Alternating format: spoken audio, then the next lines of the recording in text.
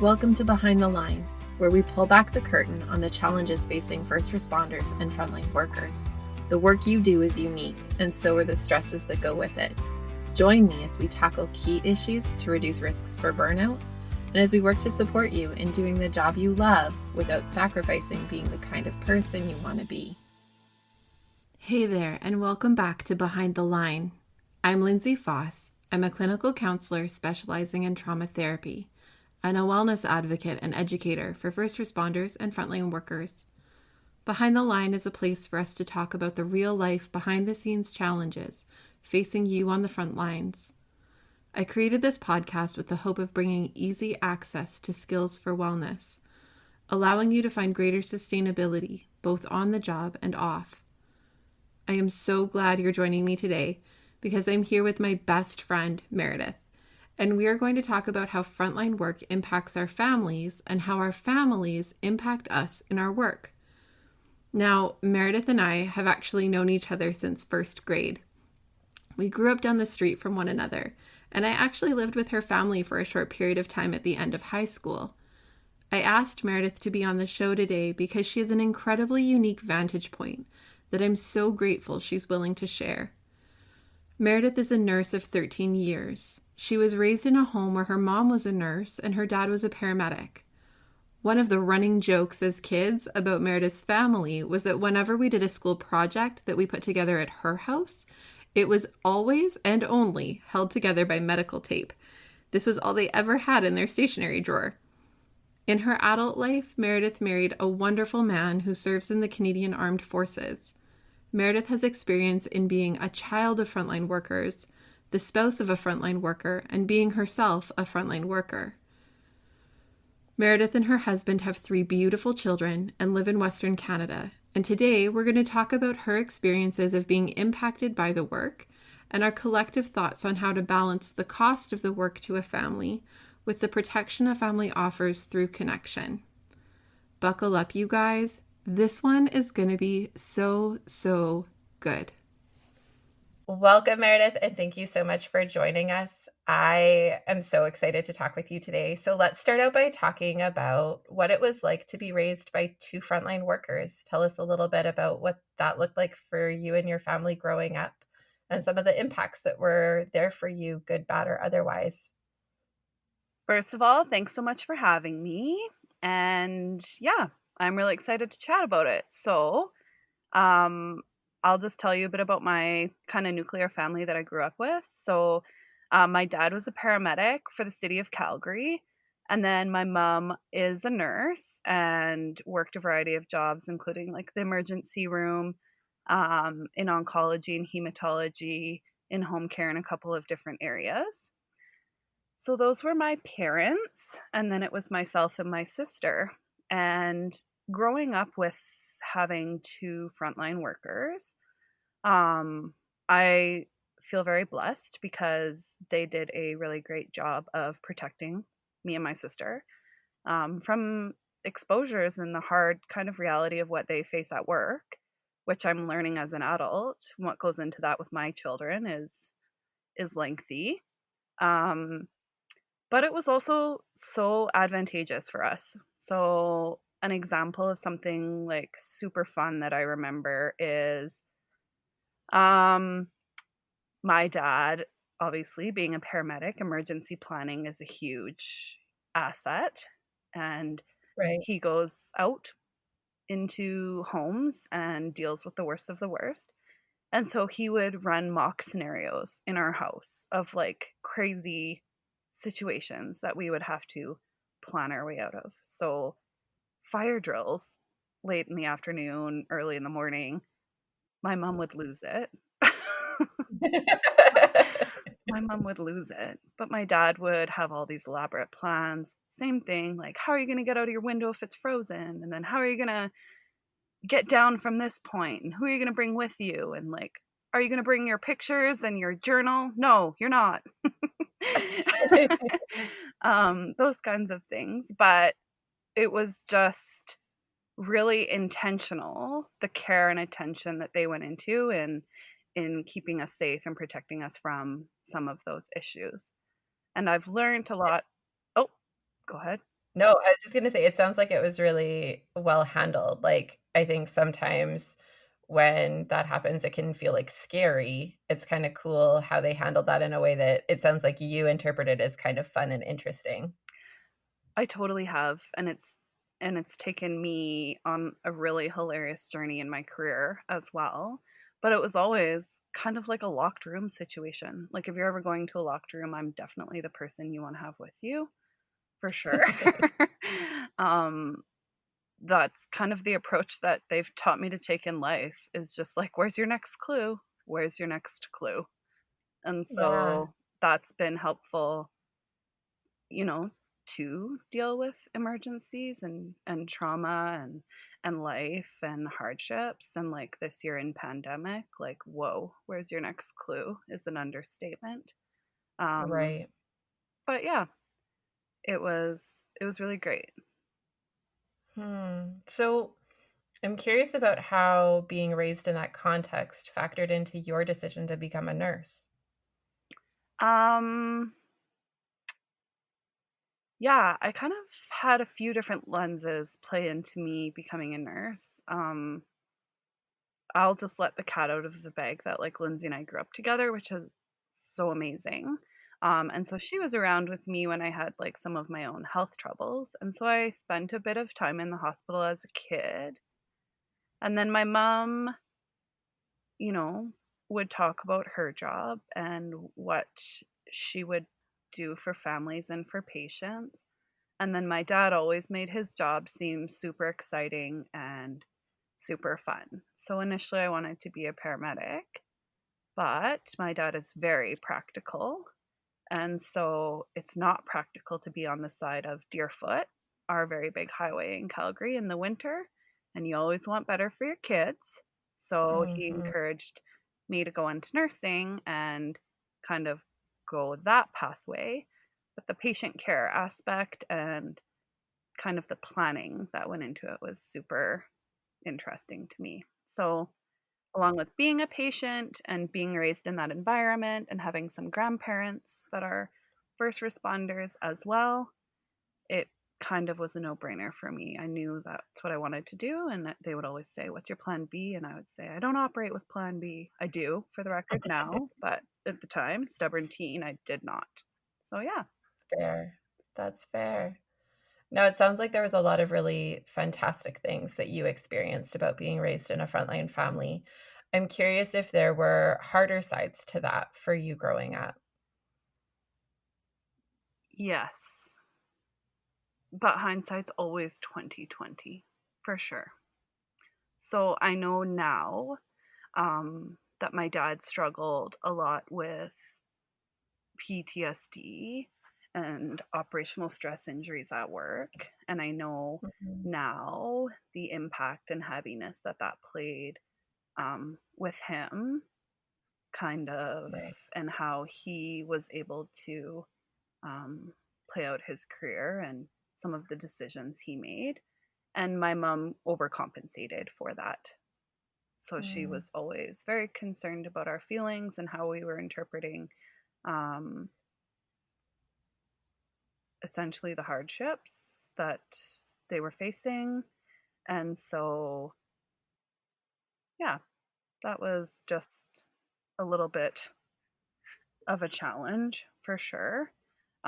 My okay. dad's coming around now and having tremendous insight and um, having some great conversations about his work and how it affected him and things like that. But in the moment, it's very difficult to take off your blinders. So, one of the calls he went in on was um, a teenage kind of homicide situation. And coming home Mm, from work at the end of the day and then dealing with teenagers and trying to map out his life and make sense of that, he didn't have very great coping strategies for doing that. right. Right. So what did that feel like for you then as a kid in that space to try to make sense of? Like, it sounds like there's a lot of ways that there were positive experiences of being in that context, but I also imagine that there would be some challenges that would arise when you aren't the adult in the space and you are interpreting them through the lens of being the kid, and maybe don't have all the context for like why dad is being a bit weird today, or why he seems a bit off. Mm-hmm. So I'm curious if there's insight for you into what that felt like to grow up in from the child's perspective.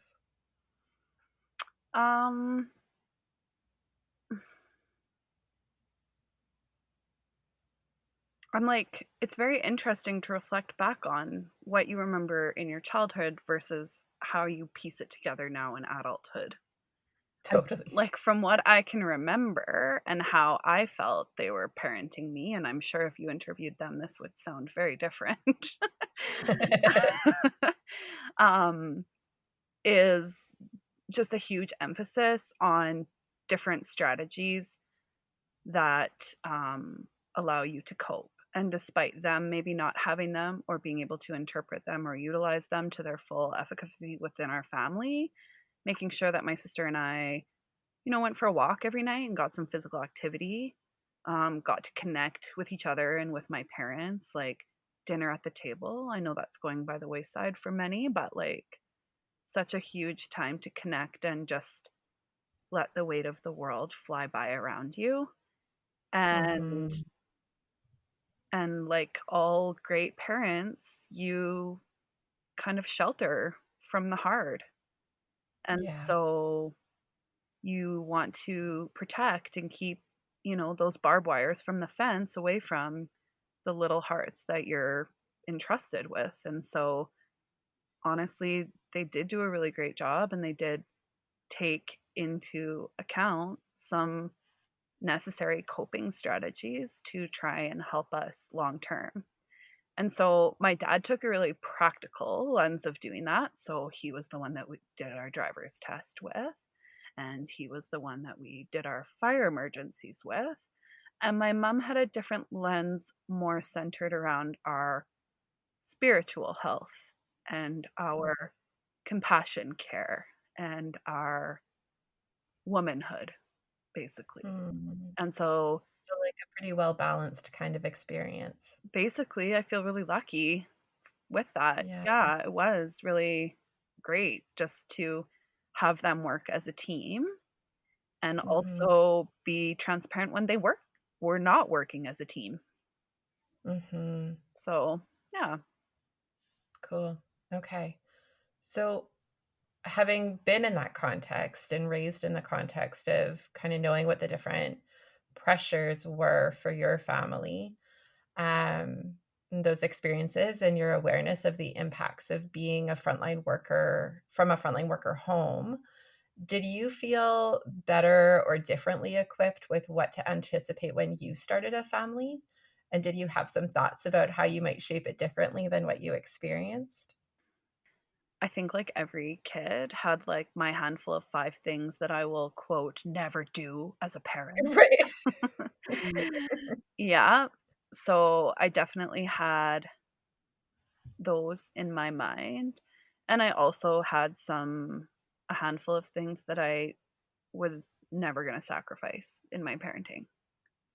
And so I can give you some examples maybe. Yeah, I'd love to hear them. So I think my dad will forgive me. He's pretty transparent that alcohol was a good crutch for some of the Mhm. hardships that he experienced in his career and in his own life and childhood and things. And so,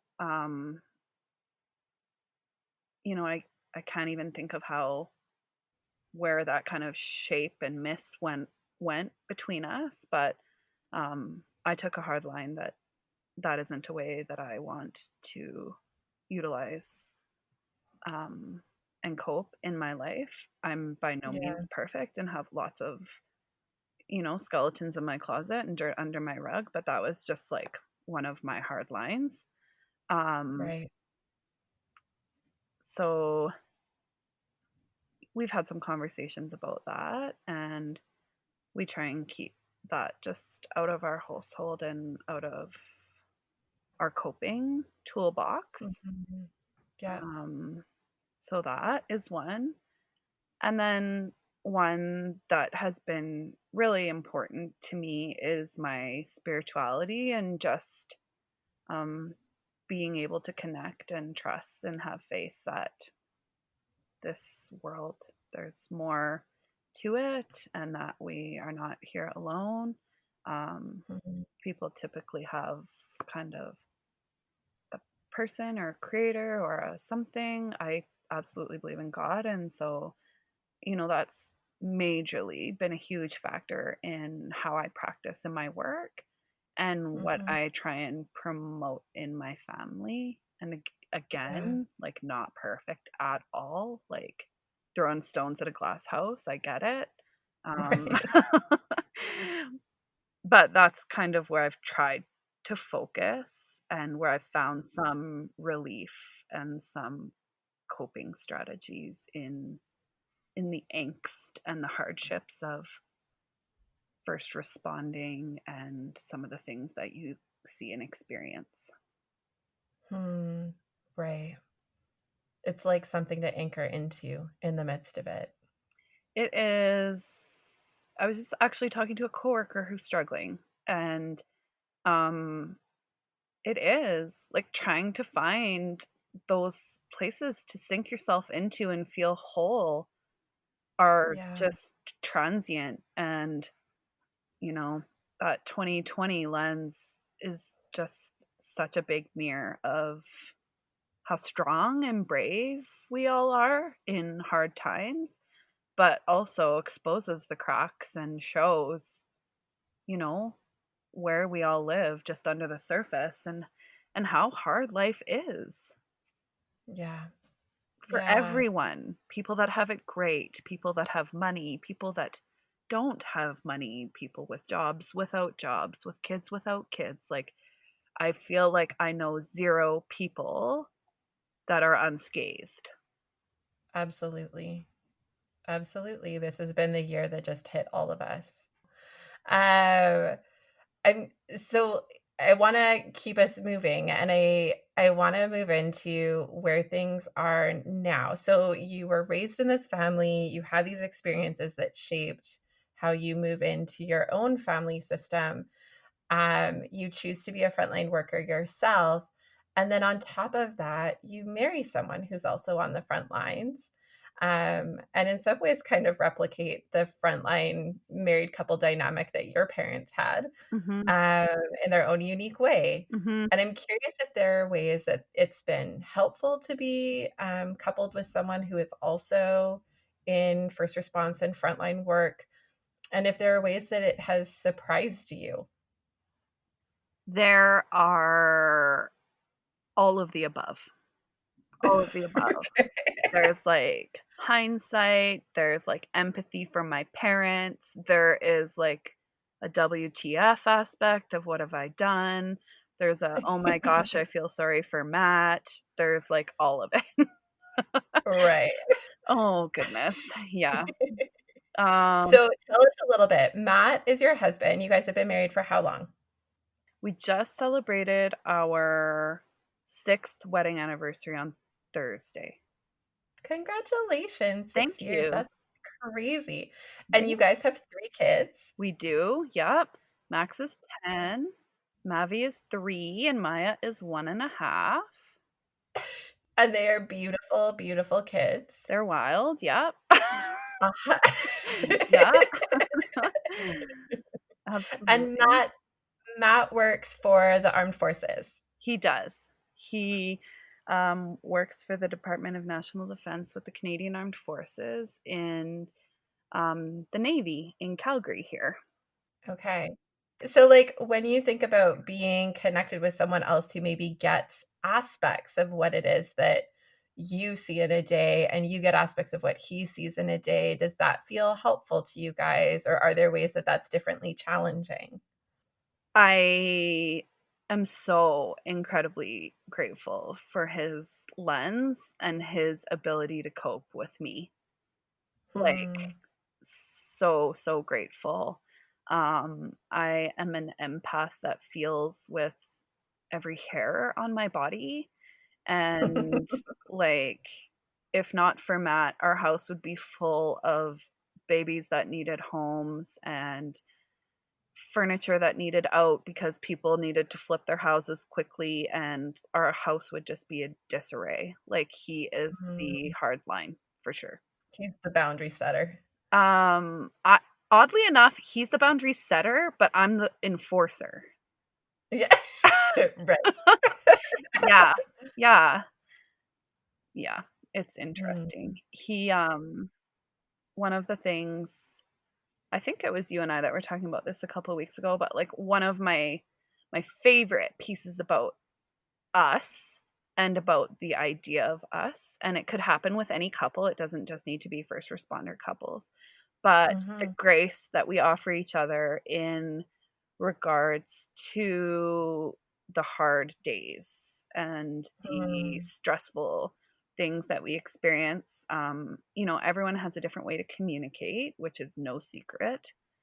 Right. And him and I utilize just a really simple, like, traffic light emoji, and we kind Mhm. of check in with each other daily to see where we're at in the traffic light. I also do that with a group of my really good friends to see how we're doing.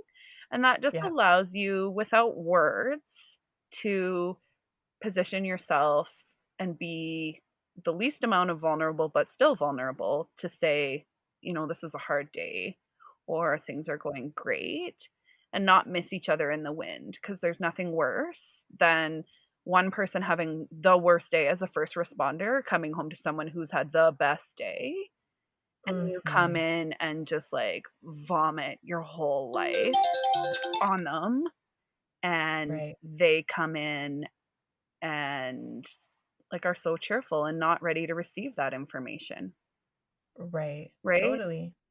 Totally. I love that system.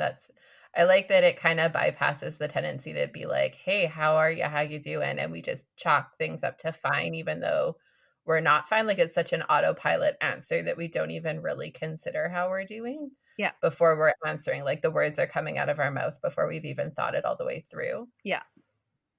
I like the light system. It feels like it kind of bypasses that. And it feels like it's been easy to, spread out with the kids. It's a nice visual. Like, Yeah. it's easy to explain to other people. So it's not, you know, just this really complicated, like, matrix that we're scoring each other on. And it's Right. just Totally. a check in on your heart.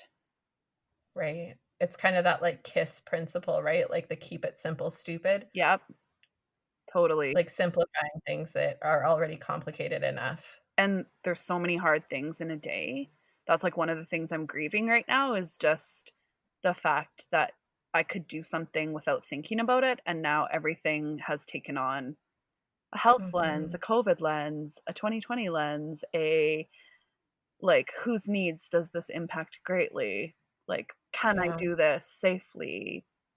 All of that. Being Right. able to utilize that system is just easy. So kinda connecting to that, like, my next question was, what are some of the things you worry about for your family and the impact you're concerned about as your family continues to exist in this frontline space together? And as a tag on to that, what I wondered about was, are there additional concerns given COVID risks right now, as you and Matt are both out there and working, and coming home to your family of 3 kids? So I will be transparent and say, like, frontline is a subjective interpretation. So neither Matt or I are exposed to COVID at this time in our roles. Okay. So that's taken some pressure off for now. We're not doing great here in Alberta if you're a stats math person. So we are ramping up some big plans in the future. And Mm, Matt and I have started to engage in conversation, things like family planning and care for the kids. And if we both did have to go um, and do very frontline stuff, right now we're able to keep our family sheltered, and honestly I feel so incredibly lucky we even have the capability for some of the time to work from home. And so it's actually been an asset for our kids. They've had lots more FaceTime. From like a mom's heart perspective, the laundry's getting done. So that's just filling me up. Like bonus. The benefits from working from home. Totally. But there's definitely been conversations about kind of what things will look like. And honestly, I don't know if I have a great answer in the looking glass for that. I don't really know how to anticipate like the stress that the kids will be exposed to. Yeah, I don't know. Part of my job is dealing with children with complex medical needs. And so that's stressful because parents are getting their like supports that they've built up stripped from them. And so doing a lot of project work with that and with the school board and things like that. But honestly, just in our family, working on resiliency techniques. Seriously, just trying to stay afloat, and pivot is the motto. Plot twist is like the plot twist. We yell out in the house, like, didn't see that coming. Yeah. I love that. I like that you brought up the word resilience, because part of what I wonder about is what some of the things are that you and your husband actively try to do as parents to buffer the impact of both your work, but also, I mean, it has been this 2020 pandemic year. So just like the hardness of the world sometimes, like what kinds of things do you guys actively do to try to buffer for your kids what some of that feels like? Trying to keep things normal for them, and I know normal is like the most ambiguous term ever, but trying to keep like daily routines is pretty important for all of us. And like the more we strayed from them, the more we realized how much we need them. So my kids are in day home, and my eldest attends school. And we've carried on with that. We have included my parents in our cohort for everyone's mental health. And I know that's just a really hard thing to evaluate for everyone. So everyone has their own places of comfort, but that's where ours sits. And, you know, I joke with people because in February I had attended all of the online classes to try and get my 10-year-old off screens. I was like drinking the Kool-Aid, which I still believe that, you know, they spend a lot of times on screens and it's hard to get them off. And then March, it was just like, here's your whole life on your computer. I love you. I hope we all survive. Yeah, exactly. So we've been doing a lot of family drives, a lot of mountain hikes, a lot of new traditions inside, crafting, those kinds of things. Potty training. Come on, I did potty training. I should not leave that out. 2020 has been kind Potty training and COVID, goodness. Yeah, totally. So there's like some really great ways it sounds like you guys have continued to work at that. I love the routine building pieces, because you're right. Those are like, again, what anchor our brains to like what feels okay and normal. So we've been talking about how you buffer your family from some of the impacts by keeping routines and maintaining these pieces. What are some of the ways that your family buffers the impact of the work on you? Like, are there specific ways that you lean into some of the things that are your family's things that feel like they act as like protective factors? This is just like a shameless plug for my OCD, which isn't necessarily a healthy habit, but I don't know if you've ever heard of Go Clean Co. online on Instagram. Okay. And they have like essentially it's like these cleaning clips that are just so therapeutic to me in my soul. And Hmm. so one of my like healthy unhealthy things that I do at home that my family is well aware of and have called me on is I clean. Like This is the coping. anxiety clean, I call it.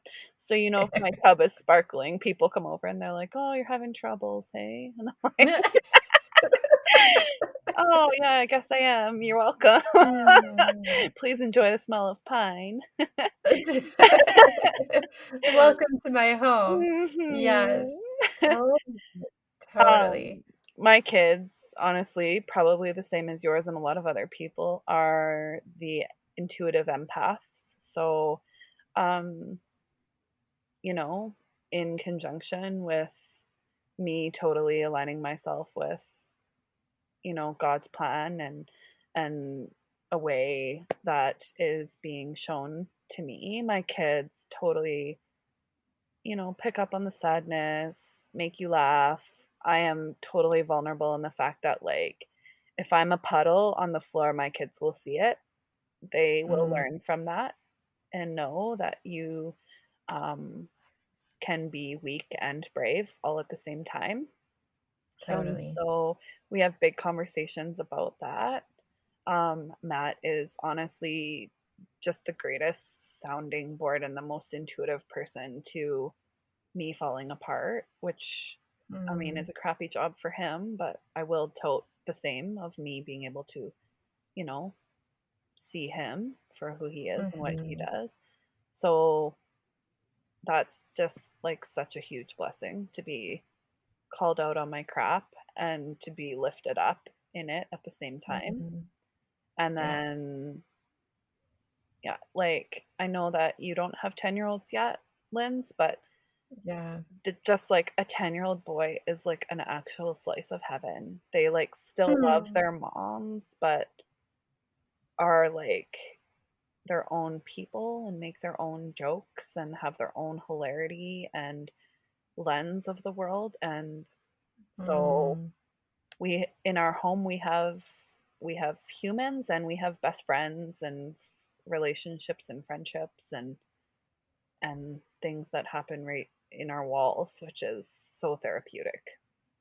yeah, that's very cool. It sounds like there's like a deep connection to the time that you guys have together, which is really fantastic. I also think it can be a little bit unique for families who do frontline work because I think um, a lot of the struggle that happens over time, if a frontline worker isn't doing their own wellness work and they're like bordering into burnout and they're struggling with resilience, is to feel increasingly disconnected, even in those spaces where we're like all in the same room, but really all we're doing is sharing the same air. We're not really like connected.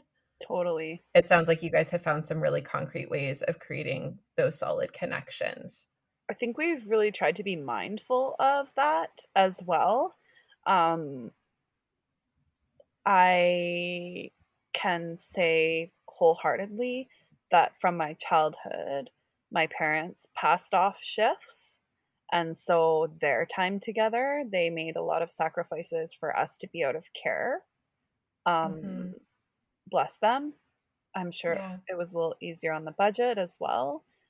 Mhm. I'm sure there was lots of reasons, but they definitely made that sacrifice in the time that they had together to keep the wheels on the bus and keep the household running. And Mhm.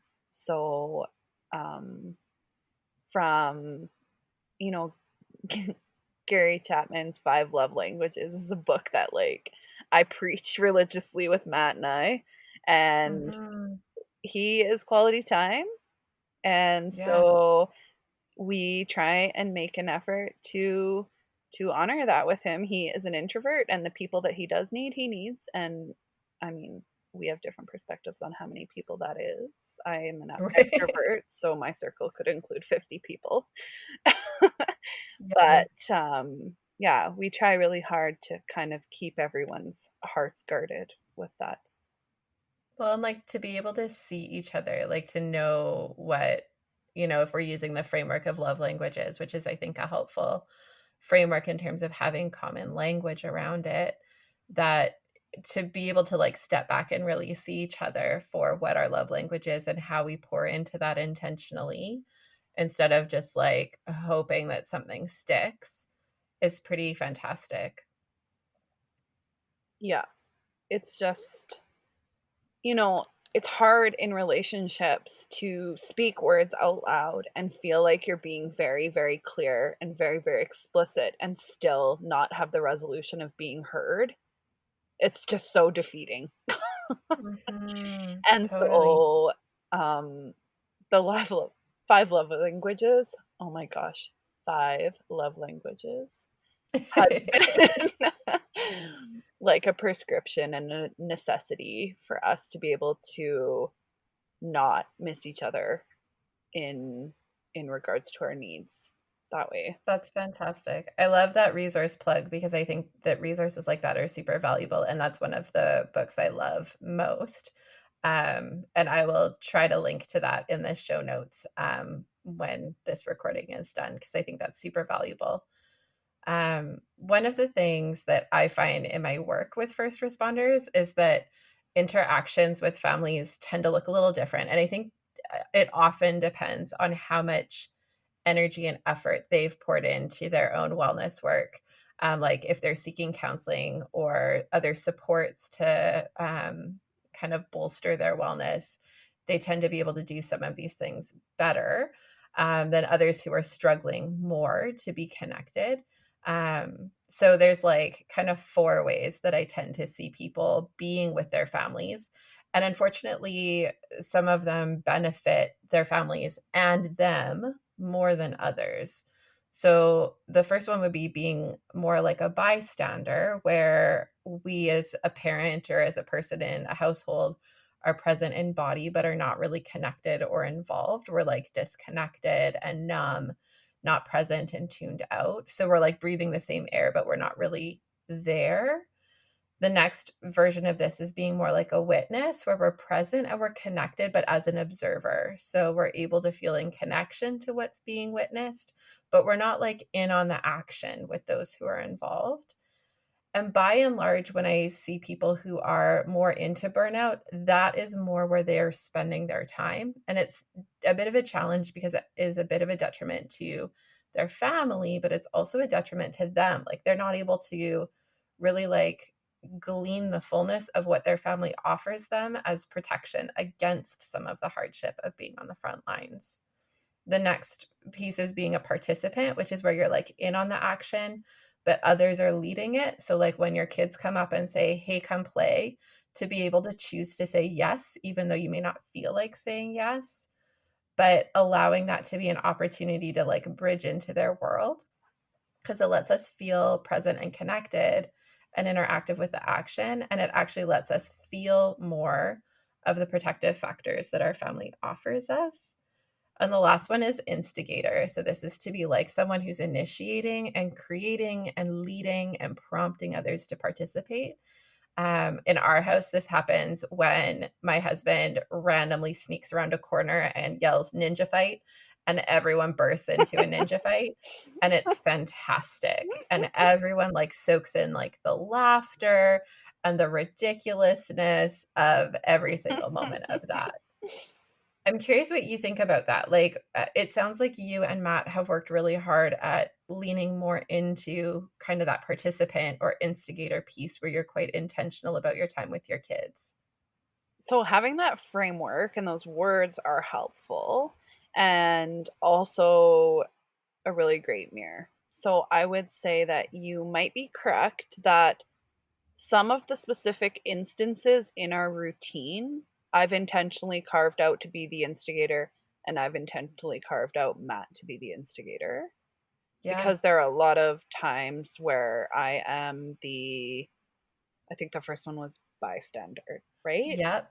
Just like hearing the mayhem, but not necessarily involved. And that might Right. actually be the bigger impact that, my work and my life and how I interact with people is having on my kids is the fact that, it's hard to set boundaries when your work comes home with you. And it's hard Totally. to, leave people in crisis or, um, not answer questions when you're the person and when you like being the helper or the hero, Totally. which, Totally. yeah, is probably me for sure. Well, and Um, are like equal parts addictive, but also exhausting. and like Yeah. you don't necessarily notice when it bleeds onto other people in your life, right? You kind of just like Mhm. selflessly feel that you can take this on and you have Right. capacity without acknowledging that maybe other people's capacity is tied to yours or Mhm. tethered might be a better word and Yeah. how your decision making in regards to boundaries and interactions can affect kind of your safe space at home when it's all blurred. Totally. Well, and I think that there's like topics that for sure feel important to come back to in future shows in terms of like what it looks like to maybe set different boundaries or clear boundaries with ourselves or others around our helping so that we can maybe differently protect some of those pieces. But I think it's also a bit reflective of who we are, right? That we are helpers at heart. We all get into this kind of work because we want to make a difference. Mhm. Um, and it is hard to set that down, even if we know it's maybe good for us to set it down sometimes. Right. Ooh, that's just yeah.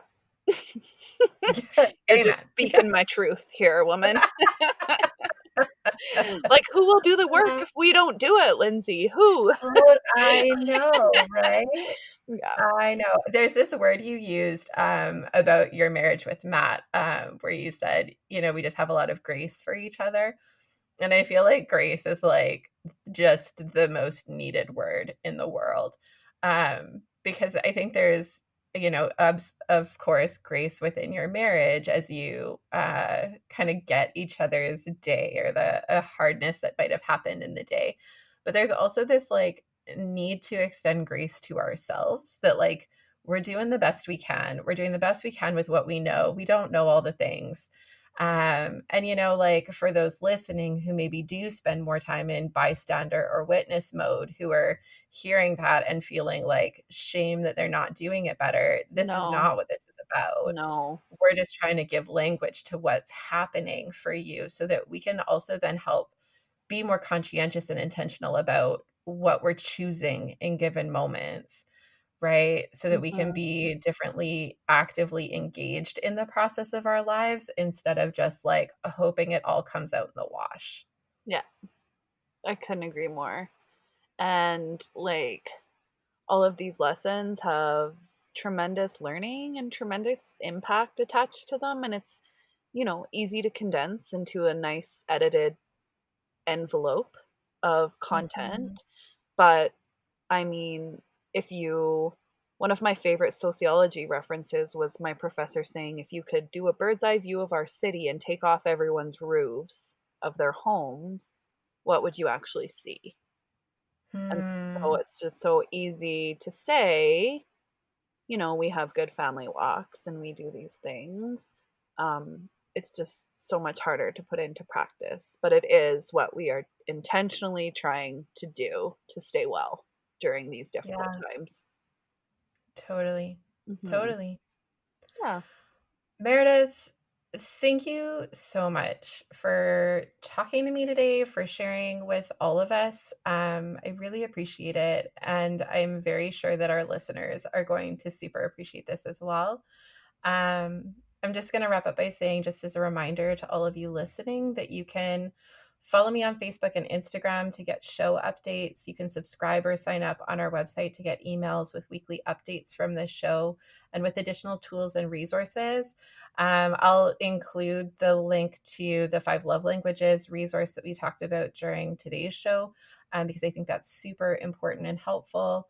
I've included all of the links and details in the show notes as well, so check them out. We really want to support you and your families in having the work you do be a meaningful part of your life without it overtaking you. I hope you'll double down this coming week, especially as we move into the holiday season, in intentionally participating and maybe even instigating some silly, lighthearted, and memory making moments with your family. Until next time, stay safe